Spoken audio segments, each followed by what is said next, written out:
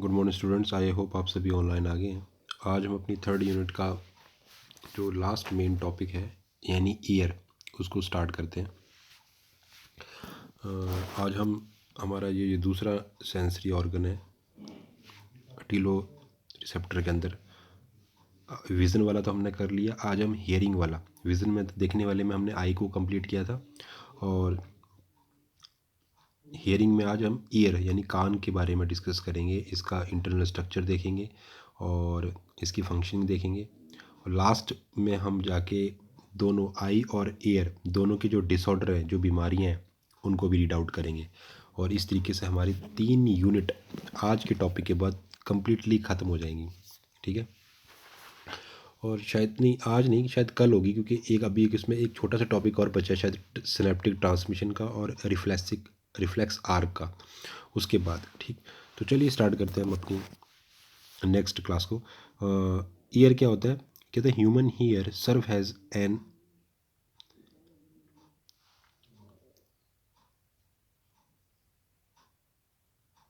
वो कहता है कि जो ह्यूमन ईयर है वो कैसा सर्व कर रहा है? An has sounding transducer, mean converting sound energy to mechanical energy to a nerve impulse which is transmit to the brain। वो कहता है जो हमारा ह्यूमन हेयर है ना, वो कैसा काम कर रहा है? Has an astounding transducer.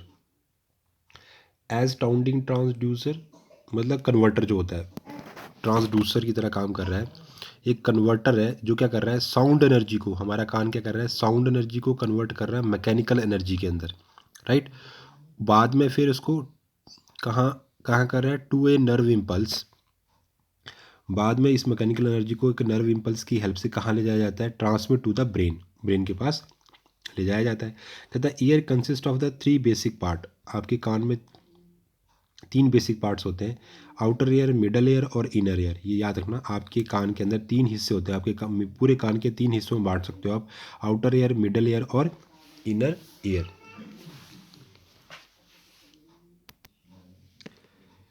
तो हम क्या बात कर रहे थे? हम बता रहे थे कि आपकी जो ईयर है उसमें 3 पार्ट मिलेंगे आपको, आउटर, इनर और मिडल और इनर ईयर। 3 हिस्से हैं इसके, एक बाहरी हिस्सा, एक मध्यम और एक अंदरूनी। तो जो ह्यूमन ईयर है वो सर्व एज ए एस्टॉन्डिंग ट्रांसड्यूसर की तरह काम करता है। एस्टॉन्डिंग मतलब एकदम चमत्कारी टाइप, जैसे मतलब अभूतपूर्व जैसे कहते हैं, या बहुत ही विस्मयकारी, कि मतलब वो क्या कर रहा है? साउंड एनर्जी को एकदम से कन्वर्ट कर देता है मैकेनिकल एनर्जी को, और बाद में उसे एक नर्व इम्पल्स, एक तंत्रिका संपीड़न के द्वारा उसे ट्रांसमिट कर दे रहे हैं ब्रेन के पास। ठीक, तो उसको 3 पार्टों में डिवाइड कर सकते हैं। फर्स्ट है आउटर ईयर, मिडल ईयर और इनर ईयर। कहते हैं each part of ear serve has a specific purpose. और कहते हैं जो तीनों पार्ट की हमने बात की ना, आउटर, मिडल और इनर, इन तीनों के अपने अपने स्पेसिफिक पर्पस है, सबका अपना अपना उद्देश्य है जो बहुत ज़रूरी है। In the task of detecting and interpreting the sound. अपने टास्क को पहली बात तो डिटेक्ट और साउंड को डिटेक्ट करने के लिए, और उसे फिर इंटरप्रेट मतलब पहचानने के लिए। पहले तो साउंड को डिटेक्ट करना कि कहाँ से आ रही है, फिर वो बोल क्या रही है, मैसेज क्या है। तो इन सब में इन तीनों का बड़ी मेन इंपॉर्टेंट है, तीनों पार्ट्स की। कहता है जो आउटर ईयर है, जो आपका बाहरी कान है, serve to collect and channel sound to the middle ear. वो कहता है जो आउटर ईयर है उसका काम है पहले तो साउंड को कलेक्ट करना, और उसको चैनल, आपकी जो कैनाल है अंदर, जो कान के अंदर जो पाइप है, उसमें उस साउंड को कलेक्ट करके भेज देना। किसके पास? मिडल ईयर के पास। फिर middle ear serve to transfer the energy of the sound wave into the internal vibration of the bone structure.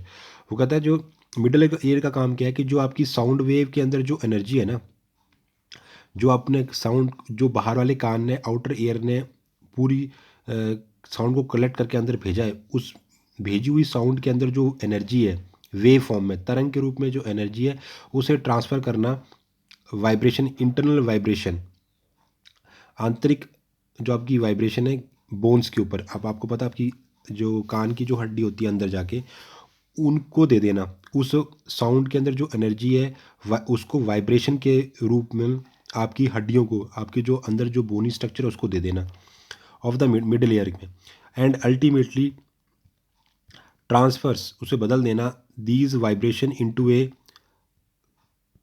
Compressional wave in the inner year. और बाद में इस वाइब्रेशन को इनर ईयर के अंदर कंप्रेशनल वेव के अंदर बदल दिया जाता है। कहते हैं inner ear serve has to transfer the energy of the compressional wave within the inner ear fluid into the nerve impulse. वो कहता है कि जो आपका अंदरूनी वाला कान है वो इस एनर्जी को, कौन सी एनर्जी को, जो कंप्रेशनल वेव है, उस कंप्रेशनल वेव को वो अपने इनर एयर फ्लूइड के अंदर, जो हमारा इनर एयर होता है उसमें एक फ्लूइड भरा होता है, उसके अंदर वो कंप्रेशनल वेव को बदल देता है नर्व इम्पल्स, नर्व इम्पल्स के पास, which can be transmit to the brain, जो उसको कहाँ ले जाती है, ब्रेन के पास। क्या बोल रहा है कि transform the energy of the compressional wave within the inner fluid into the nerve impulse. तो वो इस कंप्रेशनल वेव की एनर्जी को क्या कर देता है,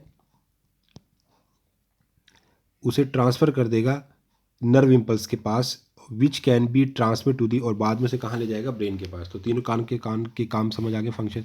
जो आपका बाहर वाला कान है, आउटर एयर, उसका काम है पहले तो साउंड को कलेक्ट करना और अंदर वाली पाइप में भेज देना कान की, जो कहाँ पहुँच जाएगी, उसको लेके मिडल ईयर के पास।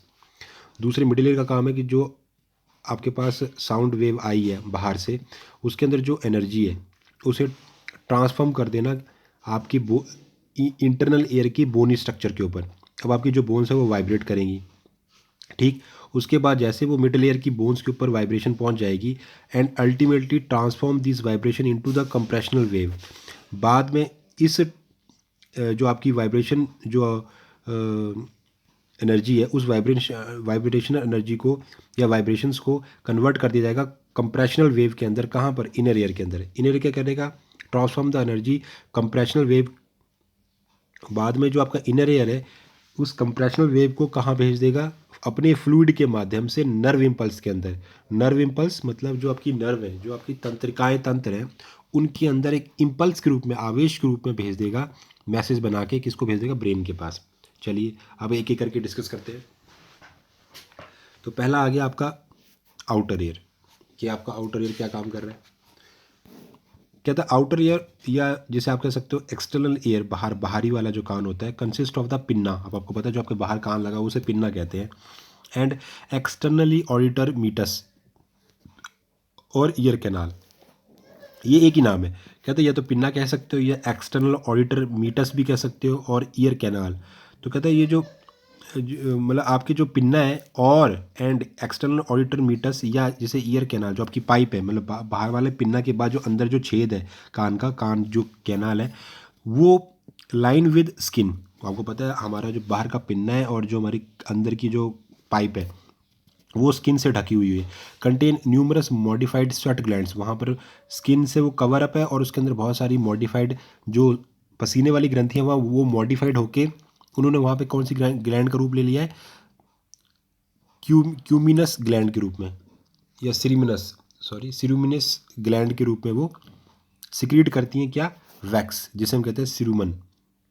समझ आ गई बात, कि वो कहता है कि आपका जो कान है, जो कान का जो बाहरी हिस्सा है, पिन्ना के अलावा जो पाइप है आपकी, ईयर कैनाल, वो सारी की सारी स्किन से ढकी हुई है। और आपको पता है स्किन के अंदर स्वेट ग्लैंड्स होती है, लेकिन अब कान के अंदर तो पसीने की ग्रंथि कोई इंपॉर्टेंस तो है नहीं। तो वहाँ पे जो स्वेट ग्लैंड है आपकी, पसीने वाली जो ग्रंथियाँ हैं, वो कन्वर्ट हो गई हैं सिरुमिनस ग्लैंड के अंदर। और सिरुमिनस ग्लैंड का काम होता है वैक्स। आपको पता है आपके कान में से मैल निकलती है ना, वैक्स निकलती है, वो उसी की वजह से सिरुमन, जिसका काम क्या है, मतलब अंदर जो गंदगी अंदर ना जाए उसको रोकता है। तो कहते हैं आउटर ईयर और external ear function is to collect the sound. काम क्या है ईयर, आउटर ईयर का, बाहरी वाले कान का, कि साउंड को कलेक्ट करना। और वो कौन सी एनर्जी होती है, एकॉस्टिक एनर्जी होती है। साउंड के अंदर कौन सी एनर्जी होती है, acoustic energy. And funnel it, और उसको वो उस पाइप में डाल देता है टू दी ईयर। कहाँ पहुँचता है वो, ईयर ड्रम और टम्पैनिक मेम्ब्रेन के ऊपर जाके। और वो कहता है कि एकॉस्टिक एनर्जी को and the funnel it to the eardrum, वो उसको ईयर ड्रम पे जाके फेंक देता है, जो आपके कान के अंत में जाके, एंड में जाके ईयर ड्रम या टिम्पैनिक मेम्ब्रेन है उसके ऊपर वो डाल देता है, right. Act has a boundary between the outer और मिडल। और जो ये टिम्पैनिक मेम्ब्रेन है आपकी, या जो ईयर ड्रम है, वो एक्चुअल में बाउंड्री है किस किस के बीच में, आपके आउटर कान और जो आपका मिडल कान है। आउटर और मिडल ईयर के बीच में जो एक दूसरे को सेपरेट कर रही है, वो कौन कर रही है, टिम्पैनिक मेम्ब्रेन। आगे कहता है ईयर ड्रम और tympanic membrane is a thin translucent connected tissue membrane. जो आपकी जो ईयर ड्रम या टिम्पैनिक मेम्ब्रेन एक्चुअल में क्या है, एक ट्रांसलूसेंट कनेक्टेड टिश्यू मेम्ब्रेन है, कवर्ड बाय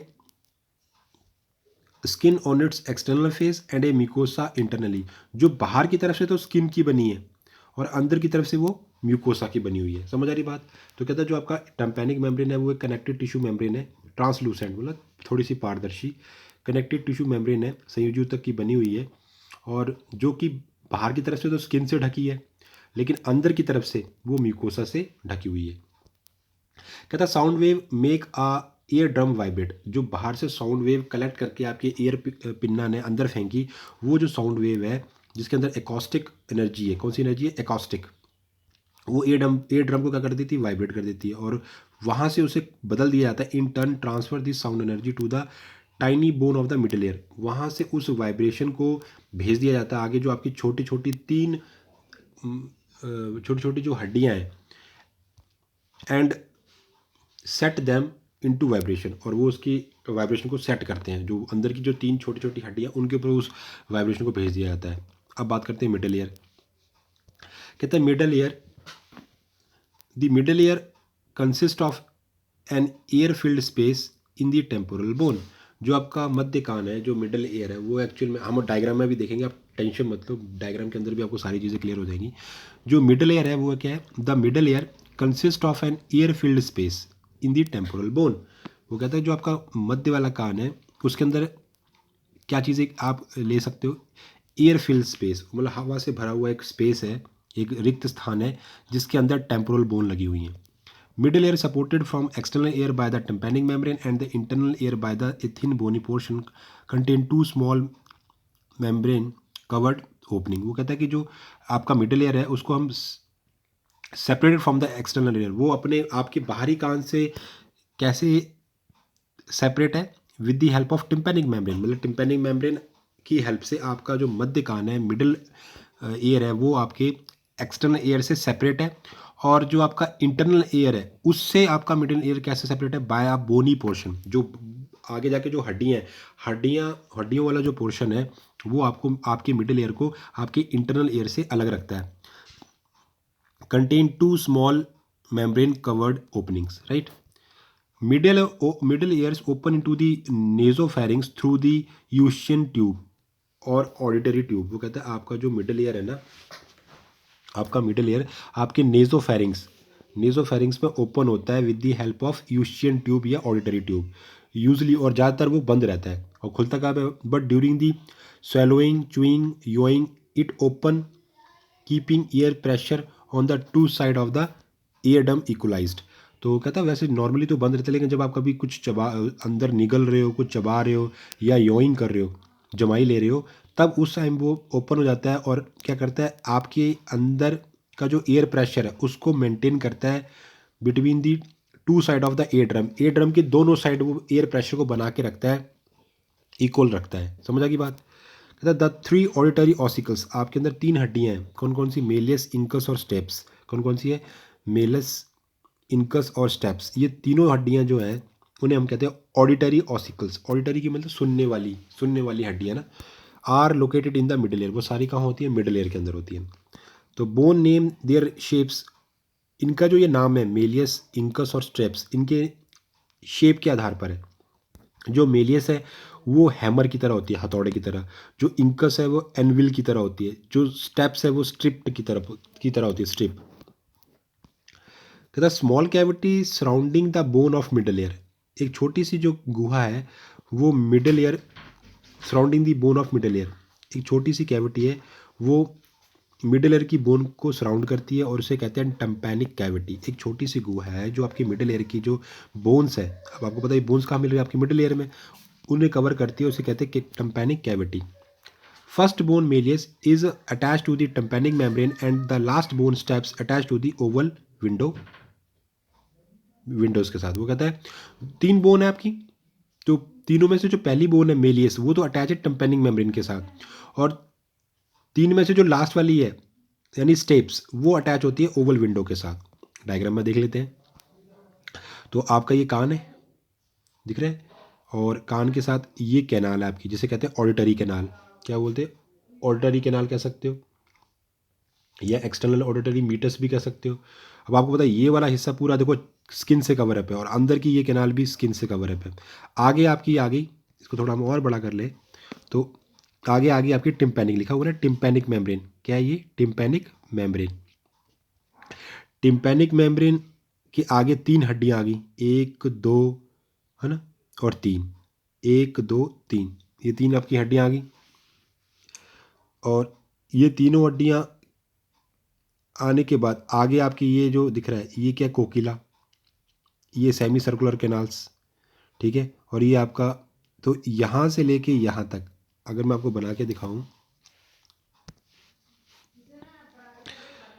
यहाँ से लेकर यहाँ तक, जहाँ तक आपका टिम्पैनिक मेम्ब्रेन है ये, उसके बाद यहाँ से लेकर यहाँ तक, उसके बाद यहाँ से लेकर यहाँ तक। तो ये जो पहला वाला है ये यहाँ से यहाँ तक, ये है आपका आउटर रीजन, आउटर ईयर, ये है मिडल, और ये लास्ट वाला है इनर। समझ आई बात? मतलब इस यहाँ से लेकर यहाँ तक, ठीक है, ये आपका था आउटर ईयर वाला रीजन। यहाँ से लेकर यहाँ तक ये आता है मिडल रीजन जिसमें हड्डियाँ आती हैं, और यहाँ से लेकर यहाँ तक ये आता है इनर ईयर। इतनी बात समझ आ गई? बात क्लियर होगी सब? तो इतना क्लियर हो गया आपको बोन्स के बारे में। तो ये जो बीच वाला जो आपका इंटरनल एयर है उसके बारे में आप ये देख रहे हैं। तो ये हो गया कोकिला टिम्पैनिक कैविटी, ये आपकी टिम्पैनिक कैविटी है। और ये ऑडिटर कैनाल, कौन सी है? Auditor canal. तो अब हम पहले इंटरनल एयर को देख लेते हैं, फिर इसको बाकी डायग्राम को स्टडी आउट करते हैं। कहता है जो आपका इंटरनल एयर है इज़ ऑल्सो कॉल्ड द लेब्रियंथ। आपके जो आंतरिक कान है उसे हम लेब्रियंथ के नाम से भी जानते हैं। इंटरनल एयर, कहते हैं internal ear is also called the labyrinth. आप इंटरनल एयर को लेब्रियंथ भी बोल सकते हो because of its complicated series of the canal. कहते हैं इंटरनल एयर को हम लेब्रियंथ नाम से पुकारते हैं।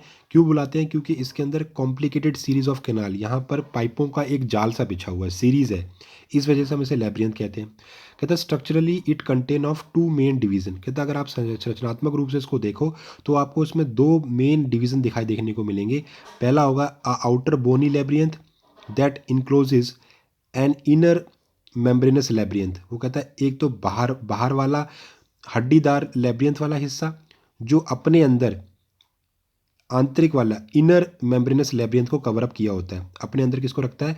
इनर मेम्ब्रेनस, जो भित्तीदार मेम्ब्रेनस वाला जो लेब्रियंथ है उसे कवर अप रखता है, फिल्ड विद फ्लूइड, जो कि एक फ्लूइड से भरा हुआ है जिसे हम कहते हैं एंडोलिम्फ। क्या बोलते हैं? Endolymph. Bony labyrinth is a series of canals is filled with a fluid called the perilymph. और आपका जो बोनी लेब्रियंथ है, बोनी वाला जो लेब्रियंथ है, उस बाहरी वाला आउटर बोनी लेब्रियंथ, उसके अंदर भी फ्लूइड भरा जिसे कहते हैं पेरिलिम्फ। तो क्या बोला उसने, जो अगर आप संरचनात्मक रूप से बात करें तो आपके इंटरनल एयर यानी लेब्रियंथ में 2 मेन हिस्से हैं, एक आउटर बोनी लेब्रियंथ, एक इनर मेम्ब्रेनस लेब्रियंथ। जो इनर मेम्ब्रेनस लेब्रियंथ है वो इसी के अंदर है, बोनी वाले के अंदर ही है। तो लेकिन बोनी वाले के अंदर जो फ्लूइड भरा है उसे कहते हैं पेरिलिम्फ, और जो मेम्ब्रेनस वाले के अंदर जो लिक्विड भरा है उसे कहते हैं एंडोलिम्फ। इतनी बात क्लियर होगी? कहता है bony labyrinth is a series of cavity divided into component. वो कहता है जो आपका बोनी लेब्रियंथ है उसे हम कैविटीज़ की सीरीज में बांट सकते हैं, अलग अलग गुहाएं हैं उसके अंदर, डिवाइडेड इनटू 2 कंपोनेंट्स, 2 कंपोनेंट। पहला है cochlea containing the receptor for hearing and vestibular apparatus containing the receptor that respond to the sense of the equilibrium। कहता है एक तो उसमें होता है कोकिला। कोकिला का काम क्या है? इसके अंदर वो सारे रिसेप्टर्स हैं जो हेयरिंग को सुनेंगे, हेयरिंग को पकड़ेंगे, है ना। कंटेनिंग रिसेप्टर फॉर हेयरिंग, सुनने वाले सारे जो रिसेप्टर्स हैं वो उसके पास है।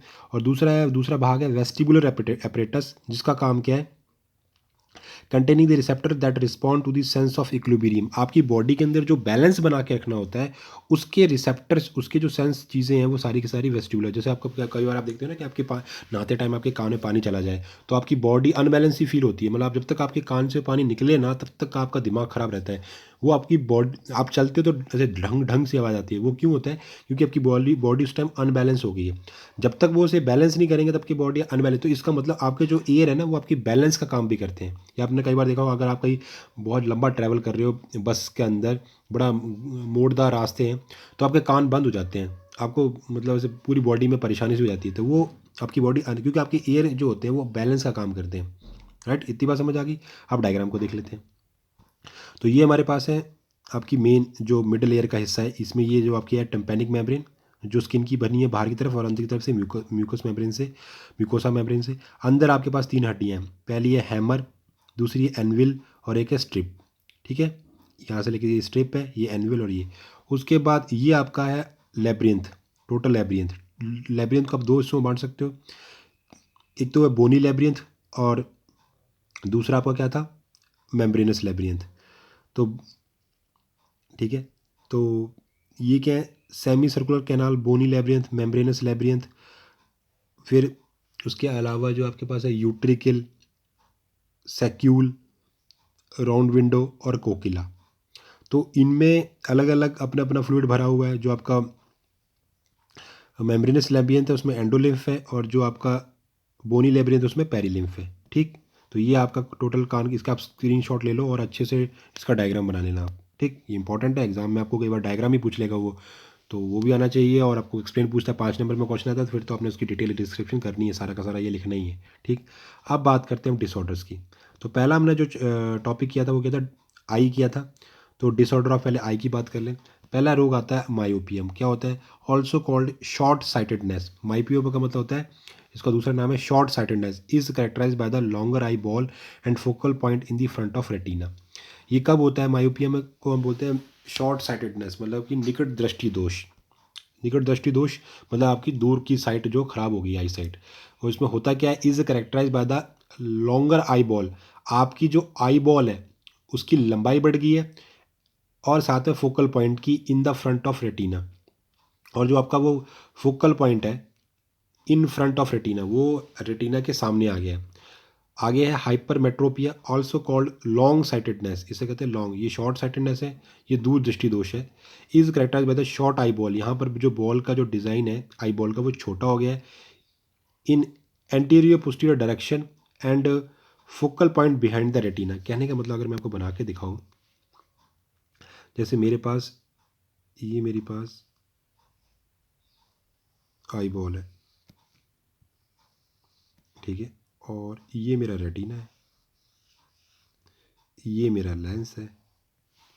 जब मुझे कौन सा रोग हुआ है, मायोपिया, मतलब शॉर्ट साइटेडनेस, मतलब कि जो मेरा आई बॉल है ना वो लंबा हो गया है। मतलब ये जो आपको दूरी दिख रही है ना, ये वाली दूरी, ये और बढ़ गई है। ठीक है, वो क्या क्या वो क्या कैसी हो गई है,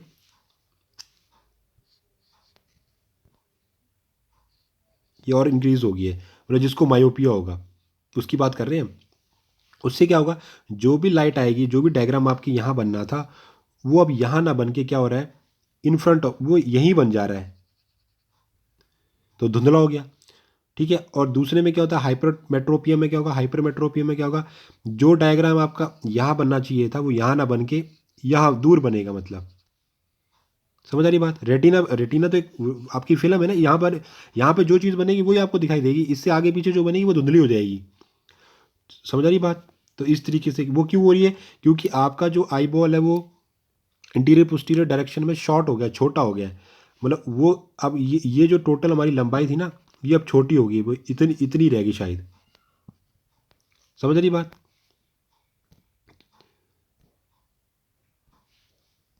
तो यहाँ पर हमारी बात क्या चली थी, एक तो हमारी जब जब आपकी लंबाई लेंथ जो है वो बढ़ जाए, तो आपका जो फोकल पॉइंट है वो आगे रह जाएगा, रेटिना के पास नहीं बनेगा। और अगर छोटी हो जाए तो वो आगे चला जाएगा। ठीक, आगे है presbyopia, is inability to focus on the nearby objects due to the loss of elasticity of the crystalline lens. तो कहते हैं एक होता है प्रेस बायोपिया, ये भी एक इनएबिलिटी, एक दोष है किस बात का, कि to focus on the nearby objects, जो आपके नज़दीक वाली जो चीज़ें हैं उनको आप फोकस नहीं कर पा रहे, क्यों, due to the loss of elasticity of crystalline lens, जो आपका लेंस है उसके अंदर इलास्टिसिटी नहीं रही। ठीक, एक होता है contract, is a loss of transparency of the lens, इसमें आपका लेंस का जो ट्रांसपेरेंसी है वो धुंधली हो गई है, वो क्लियरेंस नहीं रहेगी उसके अंदर, तो लाइट अंदर नहीं जा पाएगी, उसे कहते हैं कॉन्ट्रैक्ट। एक होता है trachoma, is a chronic contagious conjunctivitis cause by the infection of bacterium chlamydia trachomatis. ये एक बैक्टीरियम है जो आपकी आंख में अगर आग लग जाए, जिसका नाम है क्लेमाइडिया ट्रैकोमेटिस, उसकी वजह से आपको क्या हो जाएगा, ट्रैकोमा। क्या होगा, ये क्रॉनिक कॉन्टेजियस कंजक्टिविटिस जो आपकी कॉर्निया है उसके अंदर इन्फेक्शन पैदा कर देगा। ठीक, एक होता है एंटीमेटिज्म। ये क्या है? Is a condition in which the irregular lens और cornea produce in blood image. उसमें क्या होगा कि जो आपका लेंस या जो कॉर्निया है उनकी जो ग्रोथ है वो इरेगुलर है और आपकी जो इमेज होगी वो ब्लर्ड होगी, मतलब धुंधली तस्वीर तैयार करेगा वो। एक होता है deficiency of any cone pigment result in the colour blindness. जब आपकी कोन सेल, आपको हमने पढ़ा था जो आपकी, जो हमने लेंस के अंदर पढ़ी थी, एक होती है आपकी रेड सेल्स, एक रॉड सेल, एक होती है कोन सेल। तो आपको पता है कि जो कलर विजन था वो हमें हमेशा किससे दिखाई देता था? आपकी कोन सेल से। ठीक है ना? तो वो कहता है आपकी जब कभी कोन के जो अब कोन सेल के अंदर जो पिगमेंट थे उनके अंदर डेफिशिएंसी हो जाए, है ना, deficiency of the any cone pigment, किसी भी कोन सेल के अंदर जो पिगमेंट मिल रहा है उसके अंदर डेफिशिएंसी कमी रहेगी, तब आपको कलर ब्लाइंडनेस हो जाएगा, मतलब आप कलर में विभेदन नहीं कर पाओगे। एक होता है प्रोटेनोपिया, जिस is a red colour blindness. प्रोटोनेपो नेपियो का मतलब होता है जब आपको रेड कलर की पहचान ना हो कर पाओ। एक होता है deuteranopia, is a green colour blindness, जब आप ग्रीन कलर ना देख सको। एक होता है ट्राइटेनोपिया, ये ब्लू कलर के लिए होता है। एक होता है glaucoma, is a condition which the loss of vision अगर because of an abnormally high intra ocular pressure in the eye may be due to the blockage of canal Schlemm a venous channel at the junction between the iris and cornea interior chamber, it may be cause blindness। Glaucoma का मतलब कहते हैं ये वो condition है जब आप देखना ही बंद कर देते हो। क्यों? कि क्या हुआ कि एक एबनॉर्मली हाई इंट्राओकुलर प्रेशर बना, मतलब अचानक से आपके अंदर एक इंट्राओकुलर प्रेशर तैयार हुआ आई के अंदर, जिसकी वजह से आपकी जो आपकी आईज के अंदर ब्लॉकेज हो गया। किनका? अब विनोवस चैनल, मतलब जो आपकी आइज़ को ब्लड लेके जो वीनस चैनल जो मतलब ब्लड लेकर वापस जा रही हैं उनके जंक्शन के बीच में आयरिस और कॉर्निया के बीच में ब्लॉकेज हो गया और उस वजह से आपकी तब भी आपको दिखना बंद हो जाएगा। एक होता है squint result in the diplopia और two images, it occurs due to the weakness in the ocular muscle और due to the defect in the position of the two eyes. तो कहता है एक बार एक वो होता है squint result in the diplopia, और आपको एक साथ दो इमेजेस बन रही हैं, है ना, जैसे हम देखते हैं, हमें तो ऐसे हम नॉर्मल देखते हैं तो हमें एक ही इमेज बनती है, यहाँ दो इमेज बनेंगी आपको। तो वो क्यों होता है? जब आपकी वीकनेस आ जाए आपकी ऑकुलर मसल्स में, और ऐसा क्यों हो रहा है? Due to the defect in the position of two eyes, मतलब जो आइज की जो पोजिशन है उनमें कुछ डिफेक्ट आ जाए तब ऐसा देखने को मिलता है। नेक्स्ट देखते हैं disorder of the ear. Ear में कौन कौन से दोष होते हैं? कहता है लेब्रियंथ इज एन इन्फेक्शन और inflammation of the inner ear causing the dizziness and loss of balance. जो आपका लेब्रियंथ है ना, बोनी जो अभी हम बात कर रहे थे, जो हमारा इंटरनल जो ईयर था उसे हम लेब्रियंथ भी बोलते हैं, क्योंकि उसमें कैनाल्स की सीरीज़ होती है, पाइपों की एक लगातार सीरीज़ बनी होती है, उसे कहते हैं लेब्रियंथ। उसमें कोई इन्फेक्शन हो जाए और जलन हो, इन्फ्लेमेशन हो of the inner ear causing the dizziness, उससे क्या होगा? डिजीनेस और आपको लॉस ऑफ बैलेंस महसूस होगा। डिजीनेस या लॉस ऑफ बैलेंस एक ही बात होती है, मतलब आपको बड़ा अनकंफर्टेबल लगेगा, आपको अपनी बॉडी बैलेंस नहीं लगेगी, राइट। नेक्स्ट है ईयर से रिलेटेड डिसीज। आगे है Meniere's disease is an inner ear fluid balance disorder that cause the episode of the vertigo, fluctuating hair losing, tinnitus, ringing और रोरिंग इन द ईयर और sensation of the fullness in the ear. Meniere's disease क्या होती है? जब आपका जो जो आंतरिक कान है, जो इनर ईयर है, उसके अंदर जो फ्लूइड होता है ना, उसका अंदर बैलेंस खत्म हो जाए, वो बैलेंस में ना रहे, बैलेंस डिसऑर्डर आ जाए कि मतलब उसमें बैलेंस नहीं है, उससे क्या होगा? Cause is the episode of vertigo, fluctuating, मतलब आपको ऐसे झंझनाहट सी महसूस होगी, है ना, और सुनना बंद हो जाएगा और ऐसा लगेगा कि कोई आपके कान के पास झंझना रहा है, मतलब, और ऐसा लग रहा है बहुत शोर मचा हुआ है, लेकिन जब भी कुछ है नहीं। एक होता है otitis media is an infection और inflammation of the middle ear, ये रिलेटेड आपके मिडल ईयर से, वहाँ पर कोई इन्फ्लेमेशन हो जाए, जलन हो। This inflammation often begin with infection that cause sore throats, cold और अदर रेस्पिरेटरी और breathing problem separate to the middle ear. ये तब होता है जब आपको गले में कोई जुकाम, खांसी और इस वजह से वो चीज़ वहाँ तक पहुँच जाए, ब्रीदिंग प्रॉब्लम्स हो, spread to the in middle ear, है ना, सांस लेने मतलब कोई प्रॉब्लम्स है और वो आपके कान मिडल ईयर तक पहुँच जाए। नेक्स्ट है presbycusis, presbycusis is a hearing loss of occurring with the age. ये आपकी अकॉर्डिंग टू एज, जैसे सबकी एज बढ़ती आ रही है और आपको सुनना कम हो जाता है। It occur due to the decrease blood supply to the inner ear possibly due to the heart disease. ये तब होता है जब आपके हार्ट डिसीज़ हो, आपको कोई छोटी मोटी, उस वजह से जो ब्लड की सप्लाई है वो इनर ईयर के अंदर प्रॉपर नहीं जा रही, कम हो गई है। हाई ब्लड प्रेशर और आर्टियोस्क्लेरोसिस और हेरिडिटी फैक्टर्स। तो कहते हैं अगर आपकी हाई बीपी भी है और आपको आर्टियोस्क्लेरोसिस भी है और हेरिडिटरी फैक्टर्स को इसमें आनुवंशिक लक्षण, मतलब इनका होना, ये सारे फैक्टर्स रिस्पॉन्सिबल है। आगे है tinnitus is a ringing sensation in the ear caused by the irritative stimulation of the either the inner ear or the vestibular cochlear nerve. In this person here when there is no real sound, it is usually accompanied by the hearing loss. तो इसको भी सुनना बंद हो जाएगा और कभी बाहर से कोई आवाज़ दे भी नहीं रहा, फिर भी आपको ऐसा लग रहा है कि कोई आवाज़ दे रहा है या झंझनाहट हो रही है। ठीक। नेक्स्ट है, ear is a most sensitive to the frequency 1000 to 3000 cycle per second. कहता है जो आपका जो कान है वो मोर सेंसिटिव हो जाता है 1000 से 3000 की साइकिल के ऊपर। Inflammation of the ear drum is called the myringitis. और अगर आपकी ईयर ड्रम में कोई इन्फ्लेमेशन हो गई है उस तो अब उसे रोग को कहते हैं मायरिंगिटिस। एक होता है deafness, mean impairment of the hearing, it can occur at any stage. मतलब डीफनेस मतलब आप बहरे हो चुके हो, वो कब हो सकता है, किसी भी एज के ऊपर हो सकता है, मतलब आपकी जो हियरिंग वो है वो ख़त्म हो गई है। एक होता है deafness is clarified principally as being of two type, conductive loss of the hearing and sensorineural deafness। तो डीफनेस एक दो टाइप की क्लासीफाई इसमें बोला है कि एक होती है कंडक्टिव लॉस ऑफ हियरिंग, मतलब आप जो जितने भी इंस्ट्रूमेंट है कान के वो काम नहीं कर रहे, या सेंसोरिन्यूरल या आपकी जो कान से जो नर्व जा रही है ब्रेन की तरफ वो खराब हो गई है। नेक्स्ट है conductive loss of occur when the ossicular chain, the bone in the middle year, the hammer, anvil and step do not function properly. जब ये सारी तीनों हड्डियाँ आपकी अच्छे से काम ना कर रही हो, this type of the loss can be surgically treated. अगर हड्डियों में कुछ डिफेक्ट हो गया तो आप उसको सर्जिकली ठीक कर सकते हो। ये होता है कंडक्टिव लॉस। एक होता है सेंस ऑरिन्यूरल डीफनेस या nerve deafness, occur form damage nerve in the inner ear and can generally be treated only by the use of hearing aid if there is residual hearing. Sensorial deafness can result from the long exposure to excessive noise levels disease such as whooping cough or measles or the aging process। वो कहता है कि जो sensorial neural deafness है वो ऐसा होता है, हो सकता है आप बहुत हाई नॉइज़ वाले प्लेस में काम कर रहे हो, है ना, बहुत ज़्यादा वहाँ पे आवाज़ है, या आपको बहुत टाइम से वूपिंग कफ, खांसी की बीमारी या ऐसा कुछ मीजल्स हैं, या आपका एज बहुत ज़्यादा है, तब आपको ये चीज़ें हो जाती हैं जिसमें आपकी जो नर्व है वो डैमेज हो जाती है। ईयर की जो इनर ईयर की जो नर्व है वो डैमेज हो जाती है और वो प्रॉपर वे में काम नहीं कर पाती। तो इसको हम ट्रीट करवा सकते हैं by the using of hearing add, है ना। तो इस तरीके से हमने ये टॉपिक कंप्लीट कर लिया। आगे हमारा एक छोटा सा टॉपिक और बचता है जिसके बाद हमारी यूनिट 3 जो है वो कम्प्लीटली कवर अप हो जाएगी। Thank you so much.